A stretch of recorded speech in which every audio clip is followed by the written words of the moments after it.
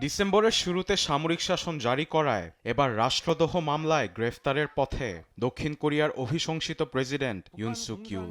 শুক্রবার তাকে গ্রেপ্তারের জন্য বাসভবনে উপস্থিত হয় প্রায় অর্ধশত তদন্তকারী। বাসার সামনের পরিস্থিতি সামাল দিতে উপস্থিত শতাধিক আইনশৃঙ্খলা বাহিনী। যে কোনো সময় হাতে হাতকড়া পড়তে হতে পারে ইউলকে।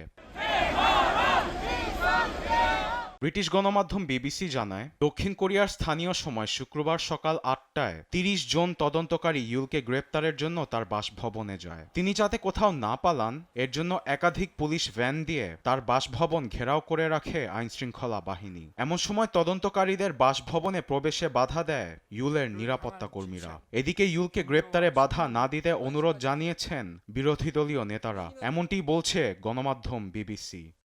পরিস্থিতি যখন উত্তাল তখন ইউলের বাসার সামনে উপস্থিত তার সমর্থকরা। হাতে দক্ষিণ কোরিয়ার পতাকা নিয়ে স্লোগান দিচ্ছে তারা। এমন প্রক্রিয়ায় একজন প্রেসিডেন্টকে গ্রেপ্তারের প্রচেষ্টায় হতাশ তারা। এটি আইন বিরোধী বলে দাবি তাদের। আমাদের দেশকে বড় সংকট থেকে বাঁচাতে আমি প্রেসিডেন্ট বাসভবনের সামনে এসেছি। দুর্নীতি তদন্ত অফিস অবৈধ উপায়ে প্রেসিডেন্টকে গ্রেপ্তারের চেষ্টা করছে, তাই আমি এটা প্রতিরোধ করতে এখানে এসেছি। প্রেসিডেন্ট ইউন সুক ইয়োল এ পর্যন্ত দেশের আইন অমান্য করেননি, কিন্তু আইন শৃঙ্খলা বাহিনী নিজেই আইন মানেন না।